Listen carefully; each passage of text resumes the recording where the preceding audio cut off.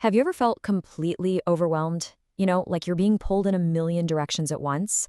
If that sounds familiar, then this is for you. We're about to dive into a really simple but super powerful philosophy for getting back your focus, your energy, and, maybe even your sanity. It's a question we have all asked ourselves, right? Why do some days feel like you're climbing a mountain just to get through the simplest tasks?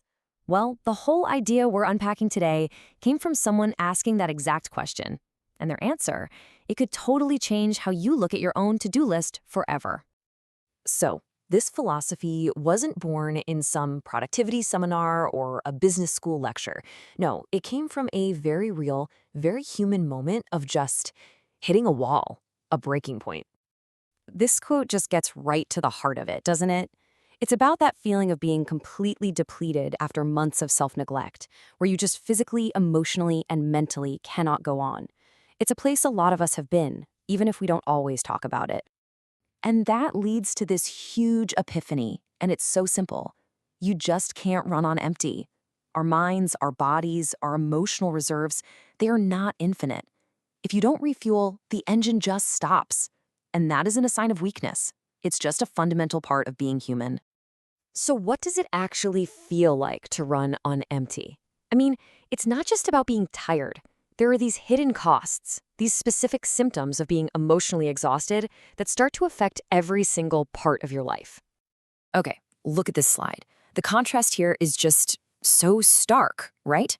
On one side, optimal health is simple. You just feel good.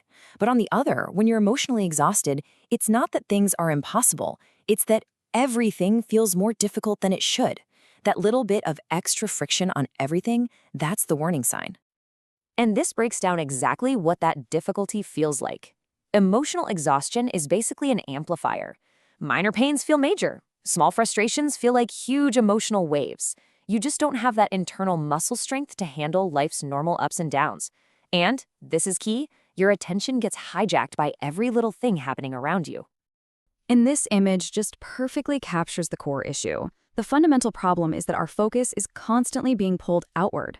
We're reacting to notifications, to other people's demands, to everything except what's actually going on inside of us. So if the problem is all this external distraction, well, the solution is beautifully simple: a deliberate shift to internal focus.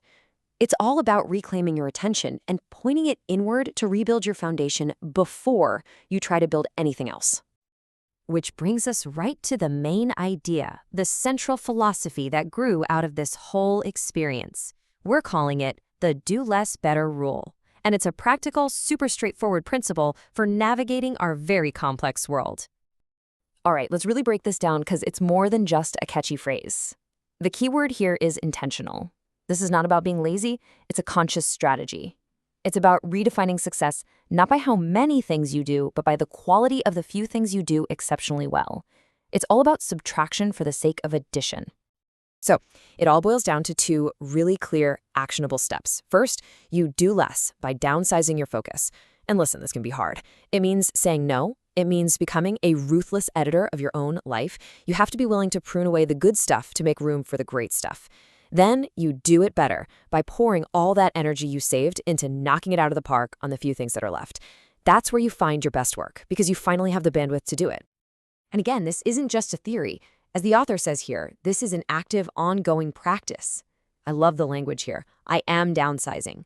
It's a present tense commitment, something you do constantly to reevaluate where your precious energy is going. So why is all this so important?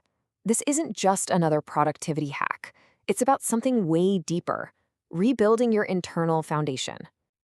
Because at the end of the day, the goal here is to get back that internal stamina and stability we talked about earlier.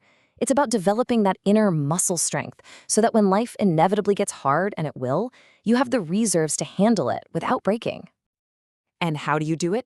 Not through some huge, overwhelming change. You do it a little bit every single day. The power isn't in the size of the action, but in its consistency. It's the daily habit of choosing to do less, but do it better, that slowly but surely rebuilds your strength and focus. So we'll leave you with this question to really think about. Look at your life, your work, your commitments right now. What's one thing you could intentionally do less of, or maybe even stop doing altogether, so you can apply that reclaimed energy to something that truly matters? The answer to that question might just be the first step to feeling good again.